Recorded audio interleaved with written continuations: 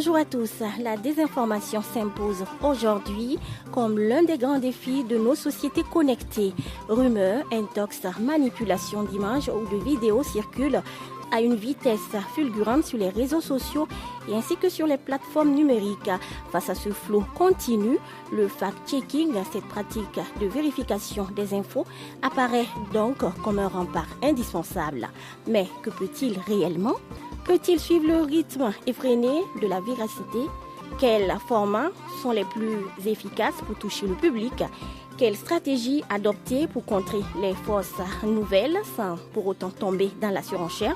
Autant de questions au cœur de ce débat, coproduit par Studio Tamani du Mali, Studio Kalangu du Niger, Studio Yafa du Burkina Faso et Studio Hirondelle Tchad, qui nous reçoit d'ailleurs dans ses locaux. Je suis Alice Ouedraogo du Studio Yafa et je suis très heureuse de vous accueillir, chers invités. Ousmane Mahmoudou, vous êtes rédacteur en chef adjoint chargé du numérique du Studio Kalangu au Niger. Nous avons aussi Jean Bosco Manga, juriste, journaliste et écrivain tchadien. Frédéric Doumbé, directeur de l'information du groupe Tchad Info et enfin Saïba Goussman, chroniqueur et acteur de la société civile ici au Tchad. Alors le décor étant ainsi planté, bienvenue à tous. Alors, pour permettre aux auditeurs d'avoir des clés de lecture, est-ce que, Frédéric, vous pouvez nous donner la définition du mot fact-checking déjà ? Fact-checking, c'est un anglicisme donc qui voudrait simplement dire fact comme fait et puis checking comme vérification. Donc, en un mot, ce sera la vérification des faits. Vérifier les faits, les infos, oui. Vous voulez dire. Alors, Ousmane, le fact-checking est posé comme un antidote à la désinformation pour poser un diagnostic général, régional du moins. Quelles sont les différentes tendances de désinformation qu'on rencontre aujourd'hui au Sahel ? Alors, je rebondis d'abord un peu sur la définition du fact-checking pour compléter mon ami. Le mot est vraiment venu parce qu'il y a eu les réseaux sociaux, Internet, et les journalistes ont commencé à faire face à un flot d'infos, à une cadence, à un nombre croissant, très grand d'informations. Donc, il fallait mettre en place un outil qui puisse permettre aux journalistes de répondre rapidement à ça. Une rédaction chez nous, malheureusement, on est très limité en capacité humaine. Les radios ou les médias n'ont pas forcément beaucoup de moyens aujourd'hui. Donc, le fact-checking vient un peu compléter ça. Et donc, au Sahel, aujourd'hui, ce qu'on voit, le Niger, le Mali, le Tchad, on a plusieurs typologies de désinfos qui circulent. Beaucoup sont produites de plus en plus dans les langues locales, ce qu'on voit, parce qu'on est quand même dans des zones où il y a beaucoup d'analphabètes. On voit beaucoup de désinfos autour des questions sécuritaires, autour des questions de santé, autour des questions aussi des humanitaires. D'ailleurs, je me rappelle, c'était en 2023, je pense qu'il y a eu une enquête de Forbidden Story qui a été publiée. Et dans laquelle donc il y avait une société israélienne qui s'appelle Percepto, si je ne me trompe pas, qui ont conduit des campagnes de désinformation contre plusieurs humanitaires, dont le CICR, si ma mémoire est bonne. Et donc tout ça, en fait, ça contribue aujourd'hui à alimenter, si vous voulez, un narratif de délation, un narratif politique aussi, parce qu'on voit que la zone se déstabilise de plus en plus, les citoyens ne savent plus quel acteur finalement se fier, si ce n'est aux acteurs nationaux, les télévisions nationales, les grands médias qui sont déjà là présents. Donc il y a toute cette profusion aujourd'hui qui fait que les gens ne se retrouvent pas forcément, d'où l'intérêt des journalistes de continuer à faire leur travail de vérification, de fact-checking. Alors au Sahel, on voit beaucoup de désinfos autour des questions sécuritaires parce que aujourd'hui la sécurité vraiment c'est, on va dire, le principal sujet qui concerne les populations qui vivent dans ces zones-là. Aujourd'hui, on est quand même face à des gouvernements où il n'y a pas malheureusement beaucoup de communication. Et on sent qu'il y a eu une attaque quelque part, on a besoin de la vérifier, mais la chaîne de vérification, de validation reste assez complexe parce qu'il faut que les armées communiquent d'abord. Les médias, si vous communiquez avant les sources officielles, l'expérience a montré en général on risque d'avoir des problèmes et la population aussi se referme sur elle-même puisque elle-même elle s'applique une forme d'autocensure qui fait que les gens ont peur de parler même s'ils ont constaté des choses sur les réseaux sociaux, etc. Et malheureusement, il y a des gens qui ont compris ça et qui l'exploitent, qui produisent beaucoup de désinfos, malheureusement, sous forme de désinfos autour des questions sécuritaires, mais aussi souvent de capsules audio qui circulent dans les groupes WhatsApp. Très souvent, on voit aussi les faux communiqués qui circulent beaucoup Même récemment, je pense qu'on en a eu un au Niger, un autre au Mali, autour des questions de... Donc, il y a tout ça et les gens sont vraiment confus. Et en face, il n'y a pas aujourd'hui vraiment de réponse. Puisqu'on le voit, la désinfo, ça circule à une vitesse tellement rapide qu'on peine à mesurer réellement son impact. Et aujourd'hui, les médias ont un vrai problème, c'est d'abord de collecter, de faire de la veille, ce qui est aujourd'hui encore très difficile puisque les outils classiques qu'on utilisait pour faire la veille se basaient sur des sources publiques, c'était avant Google. Mais le problème aujourd'hui, c'est que tu as beaucoup de désinfos dans WhatsApp dans lequel tu ne peux pas aller voir ce qui se passe. Ousmane, tout à l'heure, on reviendra sur les formes, bien sûr. Alors, Jean Bosco, y a-t-il des plateformes privilégiées sur lesquelles la désinformation circule le plus?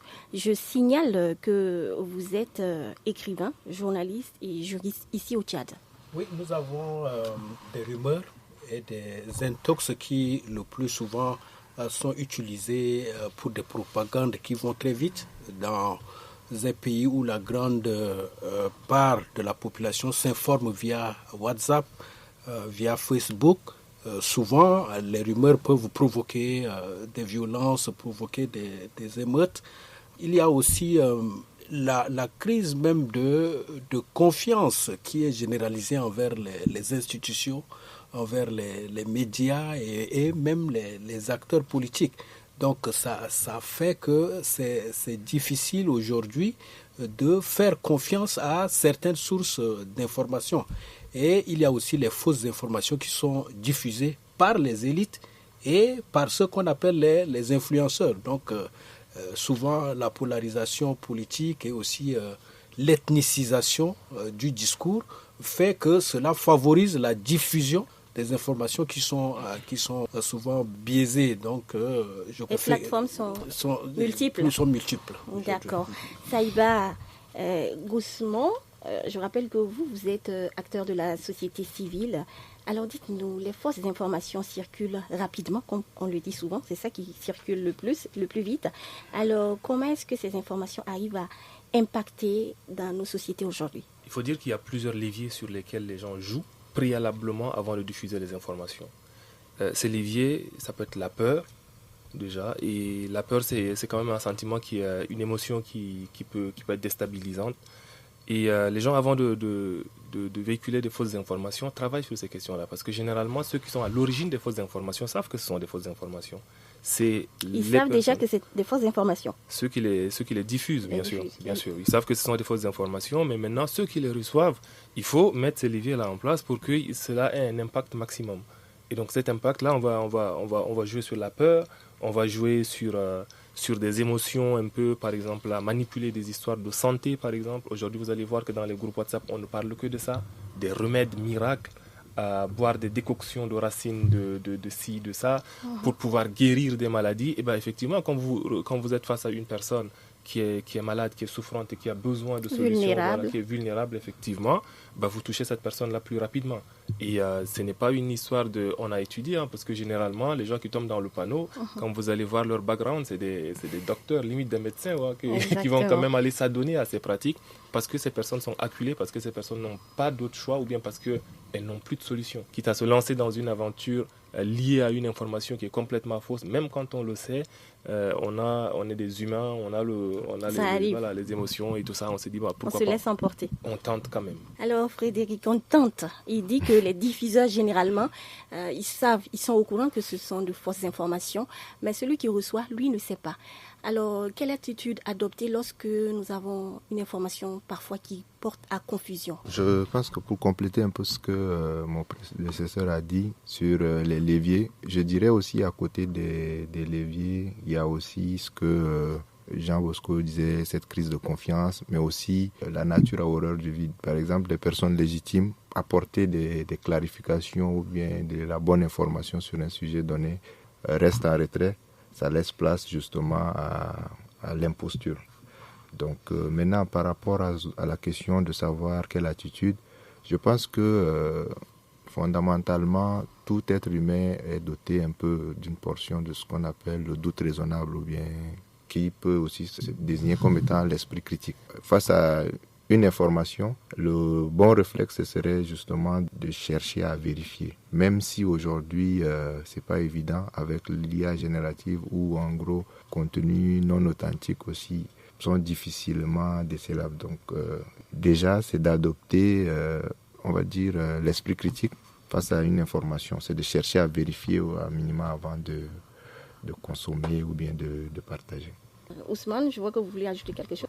Je suis totalement d'accord avec ce qu'il a dit. En fait, nous, le conseil qu'on donne très souvent quand on est avec des gens, c'est de leur dire, dès que vous sentez que vous avez envie de partager une info, en général, il ne faut pas le faire. Il faut prendre 2 secondes, réfléchir, interroger les bonnes personnes. Et c'est comme si, ce qu'il disait, quoi. Aujourd'hui, on est face à un problème, c'est que les experts, souvent, qui doivent expliquer, ne parlent pas dans les médias. Et donc ça fait que des gens qui ont compris, parce qu'il faut le rappeler qu'aussi que la désinformation, aujourd'hui on parle de l'économie de la désinformation, ça produit beaucoup de milliards à l'échelle de la planète. Beaucoup de gens gagnent leur vie en créant de fausses informations finalement. Et l'autre chose, c'est qu'on parlait de viralité. Je pense qu'il y a aussi un problème au niveau des plateformes, que ce soit Facebook, que ce soit TikTok, qui encourage finalement ce type de contenu. Et ça, je pense qu'il y a eu plusieurs études qui l'ont démontré. On sait qu'aujourd'hui, Facebook récompense beaucoup plus la viralité. Facebook ne récompense pas l'exactitude d'une information. Quelqu'un qui fait une information très radicale, très clivante, aura plus de chances de voir sa publication likée, partagée par des milliers de personnes, etc., que si c'est un média qui s'est assis ou un blogueur, ou en tout cas qui a produit une vraie information. Le factuel, aujourd'hui, ça n'intéresse pas ces plateformes. Il faut donc éviter de partager, en plus de la vérification. C'est ça. Jean Bosco, le fact-checking peut-il stopper la propagation des fausses informations?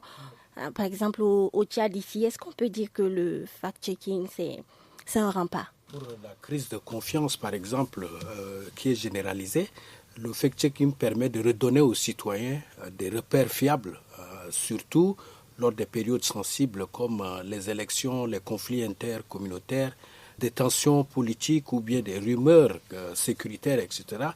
Et pour les rumeurs et les intox qui se propagent très vite à travers WhatsApp ou bien Facebook, le fact-checking agit comme un outil d'endiguement pour limiter les dégâts même après la propagation. Et en ce qui concerne les fausses informations qui sont diffusées soit par les élites ou bien les influenceurs, comme je disais, le fact-checking permet de demander des comptes, de rétablir les faits et aussi d'inciter les acteurs publics à plus de responsabilités, à utiliser les canaux qui sont autorisés pour mieux communiquer afin de mettre fin à des fausses informations qui sont diffusées par certains. Pourquoi pas rectifier, corriger? Oui, rectifier, corriger et intervenir très rapidement. Saïba, comment est-ce que le grand public perçoit le fact-checking? Est-ce que le fact-checking, comme il dit, ça permet de corriger, de revenir sur ce qu'on a dit, ça permet d'interpeller? Est-ce que c'est perçu comme une pratique élitiste? Élitiste, elle l'est parce que généralement, quand on reçoit une information, il y a le bouche à oreille qu'on néglige souvent et qui est généralement, je pense, beaucoup plus même pire que les réseaux sociaux. Parce qu'une fois que c'est sorti des réseaux sociaux, que c'est tombé dans l'oreille de monsieur tout le monde, alors là, ça va être des discussions dans des débits de cabaret, dans des débits de boissons, dans les villages. C'est-à-dire que vous êtes ici à N'Djamena, il paraît quelque chose s'est déroulé ici à N'Djamena, c'est du village qu'on va vous appeler pour vous informer. Est-ce que tu es au courant de ce qui s'est passé à N'Djamena? Vous voyez, c'est-à-dire que ça prend une dimension. Ça va plus vite. Oui, ça va plus vite. Mais le problème maintenant, c'est que une fois que l'information elle est partie, l'après-coup, c'est-à-dire quand les médias s'y mettent, quand les fact-checkers s'y mettent, généralement, on n'a plus le même engouement. On perd l'engouement autour de tous les éléments qu'on va apporter pour corriger la situation initiale qui a déclenché cette fausse information-là. Donc pour moi, je pense qu'il y a un gros problème d'éducation à faire et c'est vraiment une éducation au niveau des écoles, au niveau des lycées et tout ça. Tout à l'heure, Frédéric parlait de l'esprit critique. Il ne faut pas oublier qu'on est dans un contexte africain. Quand l'aîné parle, le plus jeune, il écoute et il suit. Ça, c'est quelque chose qui est ancré en nous. Je dirais, on la limite, mais ancré dans l'ADN. Vous voyez? Et ça, en termes de propagation de fausses informations, il faut prendre ce levier-là en compte. Vous voyez? Donc aujourd'hui, je vais me retrouver face à un oncle, face à un papa. Ce qu'il va me dire, malgré que j'ai les outils nécessaires pour comprendre une fausse information et les déjouer, je vais quand même lui accorder ce bénéfice du doute-là et l'écouter. Et là, je suis éduqué à lutter contre les fausses informations. Il faut imaginer la personne qui n'est pas éduquée à lutter contre les fausses informations. Donc, esprit critique, oui, mais esprit critique dans le contexte africain, il faut d'abord partir sur la base d'une éducation, et cette éducation-là, elle doit concerner tout le monde.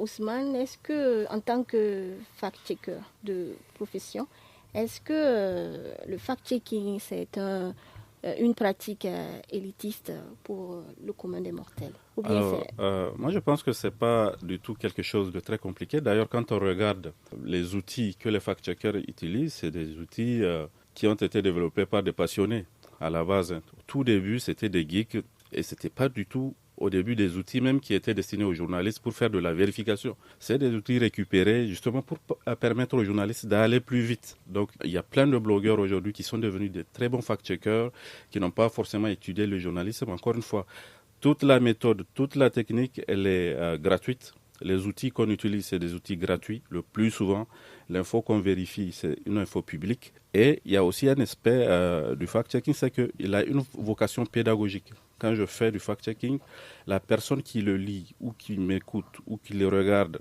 à la télé ou sur les réseaux sociaux, cette personne-là doit être à mesure de répliquer cet exercice et de tomber sur les mêmes résultats que moi. Donc dans le fact-checking, il y a une partie tutoriel que l'on fait et dans laquelle on partage tous les outils qu'on utilise pour pouvoir faire cet exercice. Alors peut-être le mot élitiste peut revenir quand on va parler, quand on va commencer à enseigner le fact-checking peut-être à une population qui n'a pas été à l'école. Ça devient un exercice difficile, mais d'expérience, on l'a testé.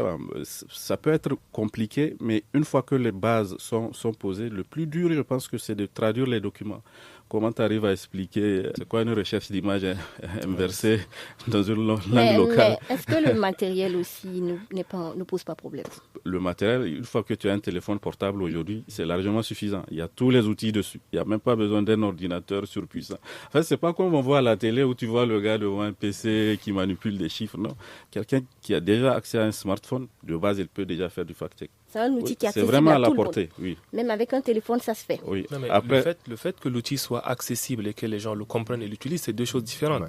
Parce que tout le monde a un gros téléphone dans sa poche et à chaque fois quand vous faites des ateliers de fact-checking, ah bon, non, c'est comme ça que ça se passe. Et la personne qui vous dit ça est un journaliste, est un blogueur. Vous voyez? Donc c'est pour vous dire que les outils sont là, c'est vrai, mais il faudrait arriver à les démocratiser suffisamment pour que tout le monde puisse avoir ce réflexe-là de se dire, ah tiens. Savoir l'utiliser. Voilà, de savoir l'utiliser. Donc pour moi, on a tous les outils, d'accord, mais on n'est pas suffisamment éduqué à bien les utiliser. Alors, Frédéric, quels sont les principaux défis rencontrés par les rédactions dans la vérification des faits à l'aide des réseaux sociaux? Avant de répondre à la question, j'aimerais peut-être compléter mes deux prédécesseurs. Puis rappeler aussi que le numérique, c'est vrai, mais il y a aussi cette dimension offline-là qu'il ne faut pas ignorer dans nos contextes du Sahel. Après, comme Saïba le disait, en réalité, lorsque la fausse information est répandue, il faudrait, quand on veut faire du nettoyage, repartir dans les mêmes canaux où la désinformation a été constatée. Et ces canaux-là, malheureusement, c'est pas une unicité de codage. Le langage varie d'un canal à un autre. Le péché qu'on commet souvent, c'est de rester sur le numérique et parfois utiliser plus ou moins le même style pour présenter que, voilà, par exemple, si c'est des recherches d'images inversées, on dit, OK, cette image a été sortie hors contexte. Alors que la personne qui a eu accès à l'information en ligne, qui l'a repris à travers un mémo vocal et qui a partagé dans un groupe, rajoute également sien et ça. Voilà. Donc, moi, je pense qu'en faisant ça, il faudrait aussi que les professionnels du domaine puissent intégrer cette dimension-là. Maintenant, pour revenir aussi... les défis rencontrés dans les rédactions. À la question des défis rencontrés, on va dire c'est commun à toutes les rédactions parce que généralement, comme il l'avait dit, s'il s'agit de cas d'attaque ou autre, on attend la version officielle. Et parfois, en situation de crise, généralement, l'administration prend le temps nécessaire de pouvoir se concerter, peut-être en comité de crise, parfois il y a des consignes qui sont claires, même au niveau des ministères, on ne donne pas l'information. Et du coup, dans cet espace où en gros il y a l'absence de la parole des voix autorisées, et que d'un côté, par exemple, on a un correspondant sur le terrain qui, de façon factuelle, est témoin, on peut disposer d'un certain nombre d'éléments, mais on est contraint parfois d'attendre les sources officielles. Et parfois, ce temps de latence-là, c'est de l'espace qu'on laisse aussi pour les adeptes de la désinformation. Ils gagnent en temps. Jean Bosco, vous êtes également journaliste. Ouais. Quels sont les défis rencontrés au niveau des rédactions? Aujourd'hui, il y a beaucoup de défis parce que beaucoup de médias vivent dans une sorte de précarité et beaucoup de journalistes sont facilement manipulables. Aujourd'hui, on a pratiquement certains médias qui sont comme des mercenaires à la main de certains acteurs politiques ou pour détruire l'autre. Par exemple, ils passent par votre média pour donner une information que vous n'avez pas la capacité de vérifier, mais comme celui qui vous permet parfois de vivre avec des petits jetons, dès lors qu'il vous donne l'information, vous balancez l'information sans parfois confronter cette version-là à l'autre version qu'on accuse.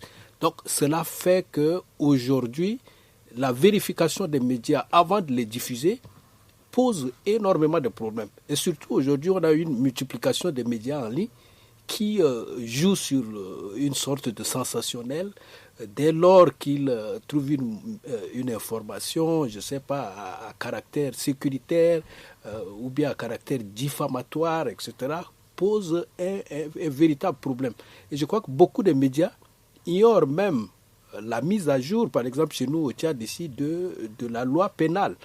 Il y a les formes de diffamation qui sont condamnables. Parfois, les gens ne mesurent pas l'ampleur et beaucoup se retrouvent parfois en prison à cause du manque d'informations. Parfois, c'est des rumeurs qu'on trouve dans des médias sociaux, qu'on diffuse aussi et on amplifie les rumeurs d'une partie d'une manière ou d'une autre. Donc, comme les autres l'ont dit, il faut vraiment éduquer aussi le public aux médias.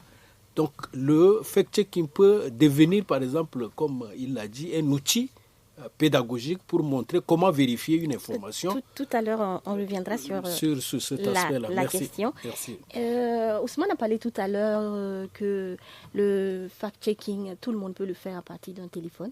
Et vous aviez dit que c'est pas le téléphone le problème. Il faut savoir l'utiliser. Alors, quelle forme et plateforme seraient les mieux adaptées pour diffuser les faits vérifiés, ceux par lesquels vous aimeriez recevoir les produits du fact-checking? Je rappelle que vous êtes de la société civile. Oui, alors je pense que à partir du moment où la fausse information commence à circuler, pour la contrer, il faut suivre le même canal. C'est-à-dire que si c'est parti par WhatsApp, il faut arriver à toucher ces gens-là dans les petits réseaux, dans les groupes WhatsApp. Si c'est passé par Facebook et que c'est là-bas que ça a pris vraiment une grosse viralité, il faut contrôler sur ce champ-là. C'est exactement comme si vous aviez acheté, je ne sais pas moi, des intrants pour un champ de coton et que vous allez utiliser dans un champ de riz. Ça n'aura pas le même effet, je crois. Donc c'est vraiment de voir un peu quel canal a été utilisé préalablement et de se baser là-dessus. Ou alors de voir où est-ce que ça prend le plus de l'ampleur. Et dans ces deux cas, il y a également toute la question du timing. C'est-à-dire qu'à quel moment est-ce que j'arrive. Et ce timing-là, il faut l'apprécier. C'est-à-dire, est-ce que je mets des équipes sur pied? Est-ce que ces équipes ont suffisamment le temps d'apporter des bons éléments pour contrer l'information, la fausse information? Parce que généralement, dans la précipitation, on peut faire tout et n'importe quoi. C'est-à-dire qu'en pensant qu'on est en train de contrer la fausse information, on rajoute encore une couche, ou alors parce que on n'a pas suffisamment vérifié, donc on va avoir des éléments de langage qui ne vont pas être à notre avantage. Donc, aller sur la base des canaux, et actuellement, si on a un public, par exemple, qui est très jeune, par exemple, dans le contexte africain, dans le contexte sahélien, un public qui est très jeune, et ces jeunes-là, majoritairement, vous n'allez pas les retrouver sur LinkedIn, par exemple. Donc, vous allez plutôt orienter votre terrain de bataille vers Facebook, vers TikTok, parce que là-bas, vous allez rencontrer la grande partie des gens qui sont le plus manipulés et qui sont susceptibles de repartager les fausses informations. Et une fois que vous avez déterminé ce public-là et les différents canaux via lesquels la fausse information circule, il faut, après ça, c'est une question de temps, combien de temps est-ce que vous prenez, est-ce que vous avez une équipe suffisante pour pouvoir mener à bien une réponse, une riposte qui soit concrète, qui soit vérifiable aussi. Il y a également tout ce volet de l'information qui sort du contexte des canaux, des réseaux sociaux et qui se retrouve dans la place publique à travers des rencontres, des réunions de famille, à travers je ne sais pas moi, des discussions autour des verres, dans des cabarets et tout ça, qu'il faudrait également peut-être trouver des stratégies et des moyens pour pouvoir atteindre cette cible-là précisément. D'accord. Ousmane, vous êtes fact-checker, comme je le disais, de profession. Et cette question, elle divise beaucoup. Doit-on essayer de courir en même temps que les fake news pour les démystifier? Alors, courir en même temps, ce serait l'idéal, mais malheureusement, ce n'est pas le cas. Et encore une fois, une étude l'a prouvé qu'une fausse information, une étude du MIT, je me rappelle, une fausse information circule 6 fois plus vite qu'une information vraie. Mais évidemment, il y a tout cet aspect-là de la désinformation qui se passe hors ligne. Et ça, dans nos contextes, encore une fois, c'est les chiffres qui le disent. Hein. Malgré tout ce que l'on voit, finalement, il n'y a pas beaucoup de monde sur Internet. En tout cas, sur le Niger, quand on regarde un peu les chiffres publiés par l'institution qui s'occupe de ça. Donc, il y a beaucoup de désinfos. Il le disait tout à l'heure. Par exemple, une des infos qui vient de façon offline, c'est tout ce qu'il y a, par exemple, autour de l'or. Là. On te dit qu'il y a un site sur lequel on a vu de l'or. C'est un paysan qui a raclé, il a vu un truc qui brille. Nous, la technique qu'on a trouvée, c'est que nous, on a un peu la chance d'avoir des correspondants un peu éparpillés partout dans le pays. Donc, on les charge de nous regarder, de nous collecter ces types d'informations-là qui vont circuler offline et voir comment les adresser. Alors, la question, c'était aussi de savoir si c'était vraiment efficace. Comment on fait? Si on trouve une des infos, comment? Et je pense que la question du canal aussi est importante, et ils l'ont tous rappelé. Si on voit une info, moi je suis très partisan des langues locales parce que beaucoup de personnes aussi qui sont touchées ne savent ni lire ni écrire, et ça, on a tendance à l'oublier. Vous allez voir que les médias, ils voient des infos qui a circulé dans une langue X, maintenant on la désigne, on la débunk, et puis on la restitue en français. Ce qui, à mon avis, est une grosse erreur. Il faut le faire dans cette langue-là. Après, il y a toutes les contraintes que les médias ont. C'est qu'on n'a pas forcément tous les traducteurs de dispo dans toutes les langues dans lesquelles on a vu cette désinfo. Est-ce que ces gens-là aussi, ils ont les compétences? Mais bon, il y a un schéma qui est là, qui est établi. Et souvent, c'est difficile aussi de remonter pour savoir sur quel réseau est-ce que cette désinfo a réellement commencé à circuler.